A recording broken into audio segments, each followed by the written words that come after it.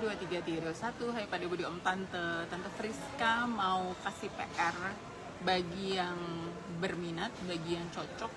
Mumpung liburan ini isi question, bukan isi questionnaire ya, kayak semacam kuis tentang emotional attachment gitu. Jadi makanya kenapa saya bilang cocok-cocokan, karena kita ini kan dari latar belakang yang berbeda.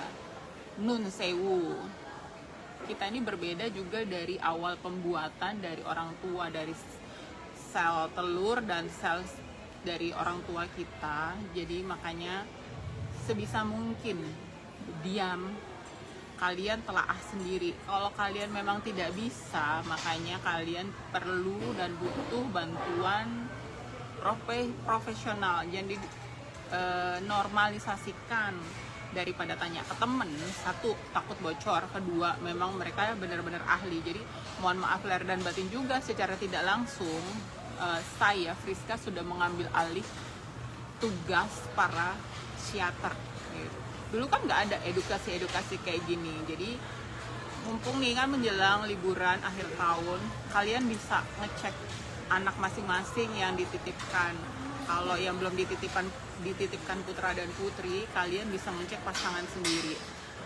Apakah mereka termasuk yang anxious, avoidant nih yang lagi booming sekarang, atau mereka yang sudah secure gitu. Belum lagi, kita ini kan ada kalau istilah di seminar yang pernah saya ikut, anak yang diinginkan dan anak yang tidak diinginkan.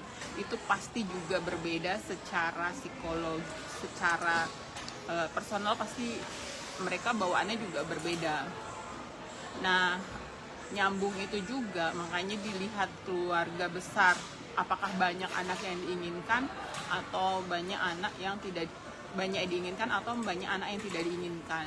Anak yang tidak diinginkan itu biasanya di luar program, atau mereka juga ada yang namanya kayak kesundulan.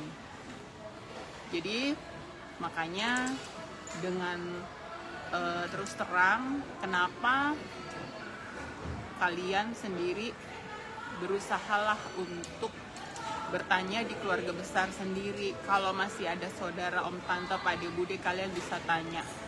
Karena dari keluarga besar saya itu juga mesti memecah, bukan memecah belah, tapi membreakdown satu-satu.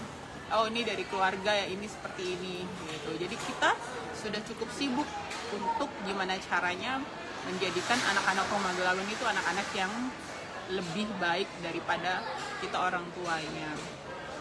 Terus kalau suaminya nggak bisa, atau suami atau istrinya nggak bisa diajak bicara, gimana dong, Fris? Kalian sending love.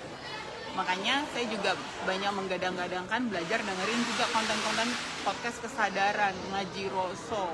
Nggak boleh fanatik ya, di Friska Febriana ini saya nggak membahas agama yang saya anut gitu. Agama kita ini kan rata-rata agama keturunan dari orang tua dan memang bagian dari karma masa lalu. Jadi harapannya teman-teman yang masih bisa lihat live ini, atau nanti saya bikin video, bisa lebih sembuh dan bahagia. Jadi gimana caranya nggak mengulang luka-luka batin yang pernah kita alami di anak cucu kita gitu.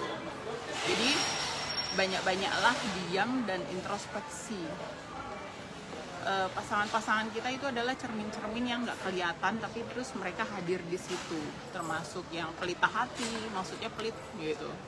Pasangan yang pelit, pasangan yang KDRT, pasangan yang vibrasinya turun, kayak gosip hari ini.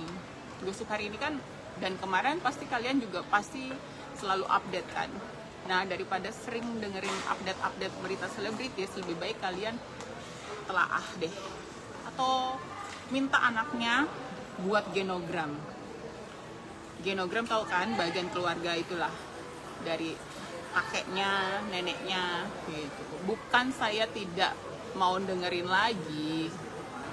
Ini juga sebenarnya supaya kalian bisa mencintai, supaya kalian bisa makin sayang sama pasangan.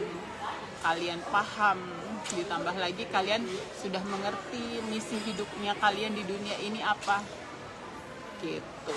Kenapa sih Fris bahas-bahas karma? Ya karena memang mungkin kita ini rata-rata baru tergerak setelah adanya peristiwa.